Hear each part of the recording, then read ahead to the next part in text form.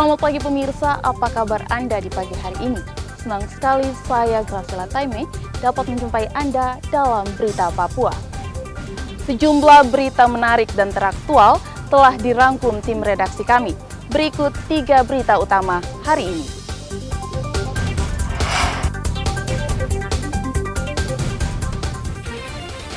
Seorang pemasok senjata dan peluru untuk kelompok kriminal bersenjata ditangkap di Mimika. Pemungutan suara ulang di Kabupaten Kerom dipantau langsung Bawaslu RI. Terbukti melanggar saat pencoblosan, pemilu ulang direkomendasikan di 7 TPS Kabupaten Nabire, Papua Tengah.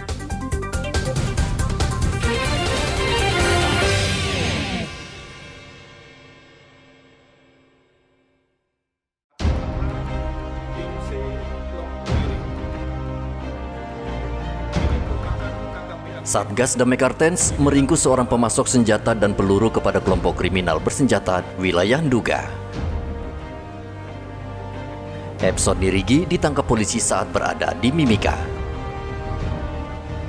Kasatgas Humas Damai Kartens mengatakan Epson Nirigi adalah anak buah pimpinan KKP Nduga, Egyanus Kogoya, yang sering memasok senjata dan peluru melalui sungai di Mimika. Berdasarkan keterangan dari saudara EN, bahwasannya saudara EN ini merupakan jaringan KKB Dugama yang bertugas memasok senjata dan amunisi kepada kelompok KKB pimpinan Egyanus Kogoya.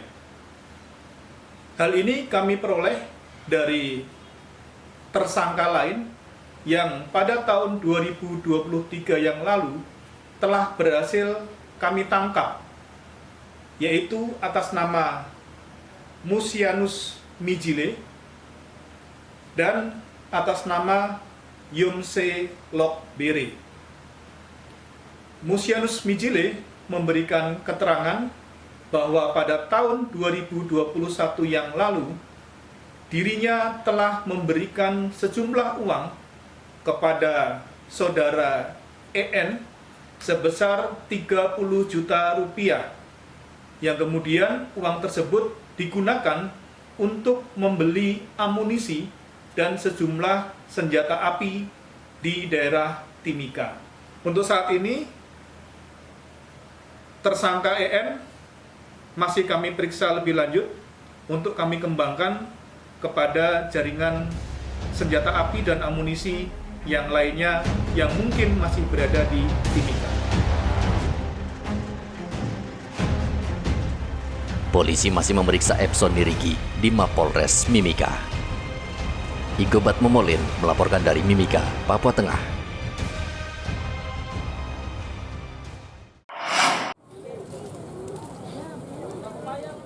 Pasokan melimpah, seluruh jenis cabai di Merauke harganya anjlok. Cabai kecil yang biasa dijual Rp50.000 per kilogram saat ini turun menjadi Rp15.000 per kilogram. Sementara cabai besar yang biasanya tembus Rp100.000 per kilogram saat ini hanya dijual Rp10.000 per kilogram. Pedagang mengatakan turunnya harga cabai akibat pasokan melimpah. Untuk harga lombok kecilnya berapa per kilo sekarang, Pak? Kalau lombok kecil dari harga 45 sampai 15.000. Kalau yang lombok besarnya Sama. berapa itu? Dari harga 45 terus turun 15 juga ya. Kalau lombok keriting sama juga? 15. Sama. Kalau untuk bawang ini, Pak, turun juga? Turun. Kalau bawang merah dari harga 60 turun 55. Kalau bawang putih? Sama. Dari harga 50 turun 45. Sama juga, Pak ya. Kenapa itu Pak seperti itu? Karena banjir. Banjir ya? Banjir. Artinya banyak di pasaran. Banyak di pasar itu. Kadang dibuang. Banyak. Selain cabai, harga bawang juga turun dari Rp45.000 per kilogram menjadi Rp40.000 per kilogram. Muhammad Ridwan melaporkan dari Merauke, Papua Selatan.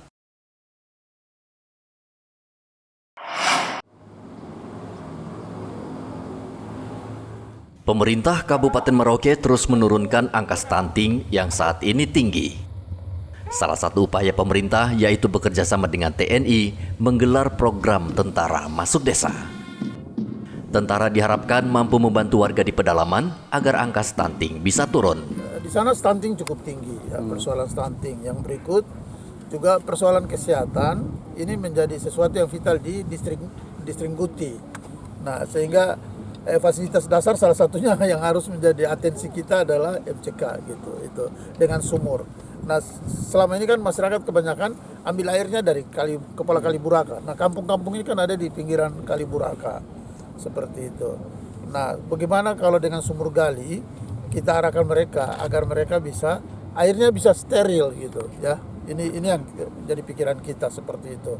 Sehingga mau tidak mau salah satu fasilitas dasar yang coba kita perkaya perumahan tahun kemarin saya sudah coba masukkan. Perumahan sudah masuk dan beberapa tahun lalu juga sudah masuk. Fasilitas telepon juga sudah baik. Nah, sekarang kita mau supaya betul-betul kesehatan mereka menjadi yang utama. Warga senang dengan program TNI dan Pemkab itu karena membantu mereka dalam segi air bersih dan membangun MCK.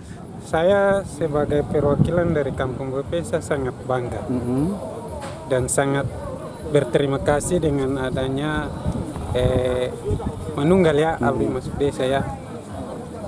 Dan untuk itu mudah-mudahan ke depannya bisa difungsikan dengan baik ya. Selama ini sebelum ada MCK apa segala macam itu bagaimana untuk? Ya selama ini sudah ada, cuma mungkin masih kurang terawat. Terus ada juga kendala-kendala lainnya. TNI Masuk Desa ke-119 digelar selama 2 bulan. Muhammad Ridwan melaporkan dari Merauke, Papua Selatan. Kita ingin kesulitan ini berubah menjadi kemudahan. Saya komit, saya siap melanjutkan semua strategi untuk menjaga demokrasi berjalan dengan baik.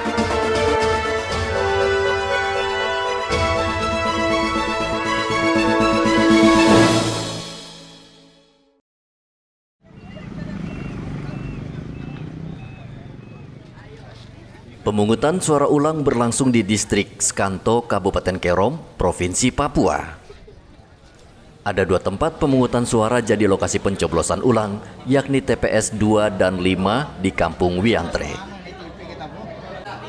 Bawaslu RI mengawasi langsung proses pemungutan suara ulang agar tidak terjadi kesalahan dan kecurangan. Pemungutan suara ulang di Kampung Wiantre disebabkan warga yang mencoblos lebih dari 1 kali, serta menggunakan hak pilih orang lain. Tanggal 14 Februari jam 11, sekitar jam 11, setengah 12, itu terjadi di Kampung Wiantre, di Skanto, itu di TPS 2 dan 5. Nah itu terjadi PS ini karena adanya warga yang melakukan pencoblosan lebih dari 1 kali dengan menggunakan hak pilih orang lain. Oleh sebab itu menjadi temuan dari teman-teman di PTPS dan menyampaikan kepada PKD, lalu lanjutannya kepada Panwas Distrik, lalu kami berkoordinasi dengan Bawaslu Kabupaten. Lalu Panwas Distrik merekomendasikan kepada teman-teman di DPD, lalu tembusan akan disampaikan ke KPU untuk melakukan pemilihan suara ulang pada hari ini. Pemungutan suara ulang di distrik Skanto berjalan dengan aman dan lancar. Selain itu, warga tidak keberatan atau protes, bahkan terlihat antusiasme untuk mencoblos kembali. Di PSU saya lihat bahwa antusias masyarakat sangat bagus.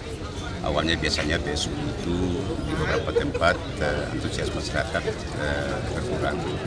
Tapi sesuai dengan laporan dari Bawaslu, Provinsi, maupun Kabupaten Kota, sampai kepada teman-teman dari KPU tadi melihat antusias masyarakat yang sangat banyak. Kemudian pemantauan hari ini juga atau PSU dihadiri juga oleh para pemerintah. Mereka mengawasi lebih dari jauh karena mereka tahu aturan itu. Termasuk saya juga bahwa yang masuk dalam lingkungan TPS itu adalah KPPS dengan pengawas TPS, kita pantau dari jauh. Kemudian kami dapat memastikan bahwa pelaksanaannya berjalan lancar. Beberapa hari ke depan nanti kita juga akan coba besok di Kabupaten Sarmi. Kita akan melihat itu lebih jauh. berkaitan dengan PSU ini sangat penting untuk kita lihat.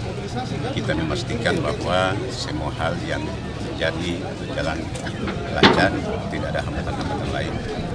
Sehingga yang diharapkan oleh masyarakat Indonesia kaitan dengan pemilu yang berintegritas itu bisa berjalan seperti kita harapkan. Selain di distrik Skanto, menurut catatan Bawaslu Provinsi Papua, ada 24 TPS di 5 kabupaten dan 1 kota yang harus menggelar pemungutan suara ulang.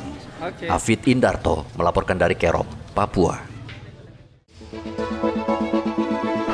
Kita ingin kesulitan ini berubah menjadi kemudahan. Saya komit, saya siap melanjutkan semua strategi untuk menjaga demokrasi berjalan dengan baik.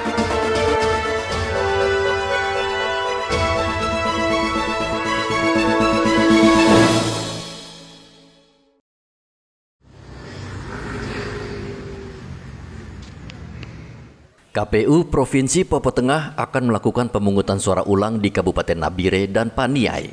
KPU sudah menjadwalkan PSU akhir pekan ini karena sesuai undang-undang batas waktu PSU adalah 10 hari setelah pemungutan suara. Ketua KPU Provinsi Papua Tengah Jennifer Tabuni mengatakan pemilu ulang dilakukan karena warga di 7 TPS di Kabupaten Nabire mencoblos lebih dahulu sebelum waktu yang ditentukan. Sementara di Kabupaten Paniai, pemilu ulang dilakukan karena terjadi perusakan dan pembakaran logistik pemilu, sehingga pemungutan suara ditunda. Ini ada beberapa TPS yang PSU ya. Alasnya itu karena ada yang kecepatan, mungkin terlalu energik mungkin ya. Semangat baru. Iya, semangat baru. Jadi mungkin karena Valentine, jadi mungkin ingin cepat-cepat pulang, mungkin mau merayakan Valentine. Jadi belum waktunya ditutup, masih ada pemilihnya, mereka tutupnya. Nah, kami dapat rekomendasi Bawaslu untuk melakukan PSU. Itu yang ada, yang kami tahu cuma di Nabire aja. Kira-kira berapa TPS? Lebih dari 1 lah. Lebih dari 1. Dengan Paniai. Tapi itu ada beberapa yang susulan, ada beberapa yang saya tidak berani sampaikan ini berapa. Ibu, tapi yang Paniai yang aksi kemarin itu juga itu susulan ya? Berarti? Iya, itu susulan. Berarti akan dilakukan susulan? Ya, yang aksi sempat pembakaran dan segala macam? Melakukan pencoblosan kan. Jadi cuma diganti kemudian dilakukan. Karena kurang paham, karena kalau berita acara tahun 2019 ke bawah itu kan ada hologram, kalau sekarang udah nggak ada hologram, sekarang barcode. Nah modelnya kayak fotokopi, padahal itu yang asli yang mereka. Tapi untuk aksi yang di Paniai sendiri situasinya seperti apa? Sudah aman, sudah. Papua Tengah adalah provinsi yang paling banyak masalah dalam pemilu. Bawaslu harus mengeluarkan lebih dari 38 rekomendasi kepada KPU untuk menggelar pemungutan suara ulang. Penyebabnya bermacam, mulai dari gangguan keamanan, kerusuhan, hingga bencana alam. Igobat Momolin melaporkan dari Nabire, Papua Tengah. Kita ingin kesulitan ini berubah menjadi kemudahan. saya komit, saya siap melanjutkan semua strategi untuk menjaga demokrasi berjalan dengan baik.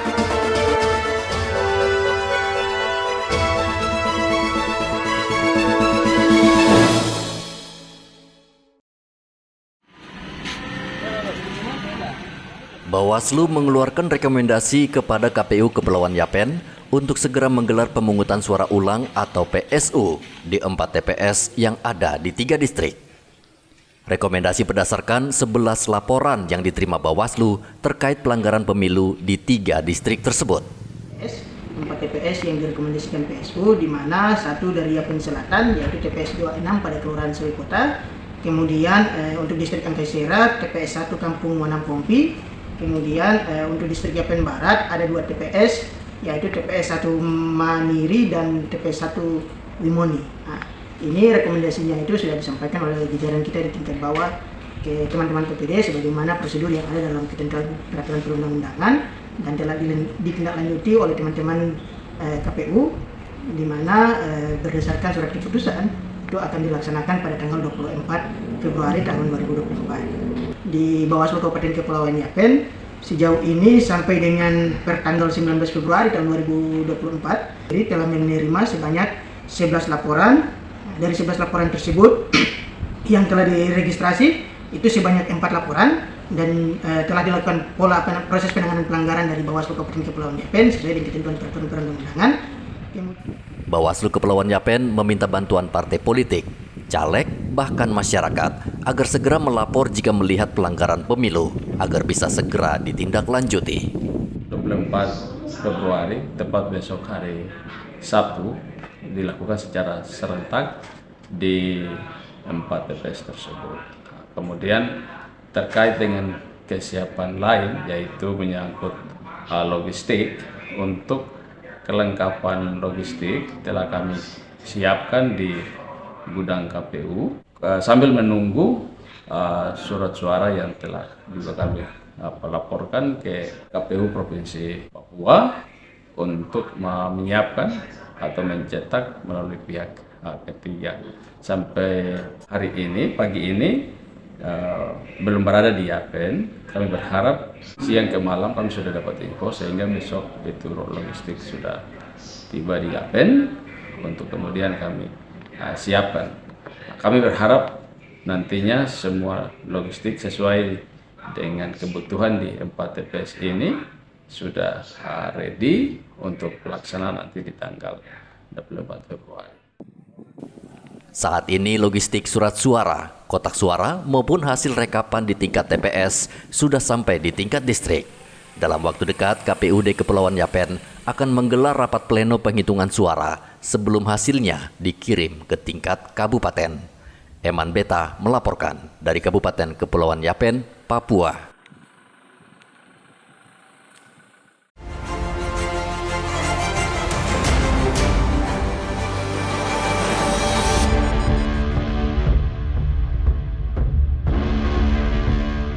Pesawat jenis karavan milik maskapai Asia One Air ditembak orang tak dikenal di Bandara Milawak, Kabupaten Puncak, Provinsi Papua Tengah. Saat itu pesawat yang sedang membawa bahan makanan dan hendak mendarat di bandara tiba-tiba ditembak dari arah sebelah kanan. Tidak ada korban yang tewas maupun luka-luka, namun di badan pesawat terdapat bekas tembakan.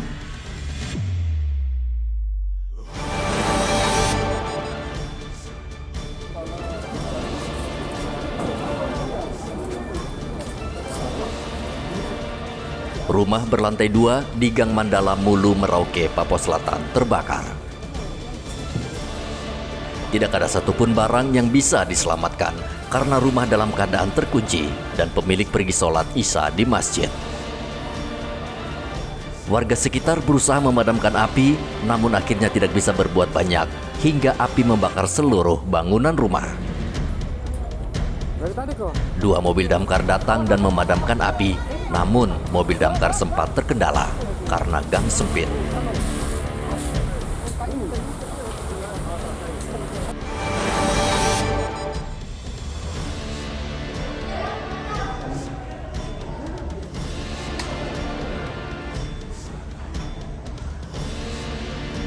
Tim penyidik tindak pidana khusus Kejaksaan Tinggi Papua Barat menggeledah kantor Dinas Tenaga Kerja dan Transmigrasi Papua Barat.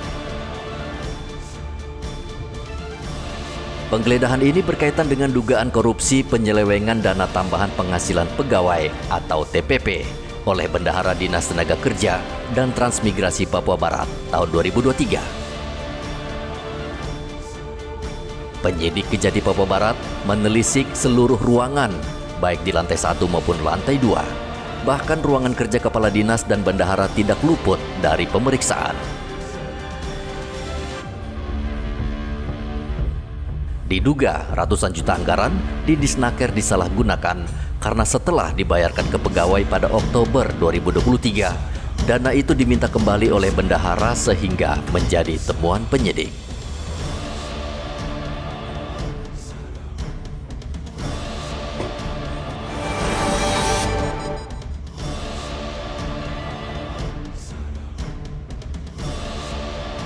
Satgas Operasi Damai Kartens menangkap seorang anggota kelompok kriminal bersenjata bernama Alenus Tabuni alias Kobuter di depan Puskesmas Distrik Ilaga. Kabupaten Puncak, Papua Tengah. Satgas sejak lama memasukkan Kobuter dalam daftar pencarian orang. Ia bertanggung jawab atas sejumlah kasus kriminal penembakan dan pembakaran di Kabupaten Puncak. Penangkapan Kobuter karena gerak-geriknya mencurigakan di depan puskesmas. Polisi memegang daftar panjang aksi kriminal Kobuter, antara lain pada 11 Februari 2021, ia terlibat pembakaran base camp PT Unggul di Kampung Jengger Page, Distrik Ilaga. Lalu pada 14 April 2021, ia menembak mati tukang ojek di dekat Balai Kampung Eromaga. Dan pada 9 Mei di tahun yang sama, Kobuter membakar bangunan pariwisata di seputaran Bandar Udara Aminggaru, Distrik Ilaga.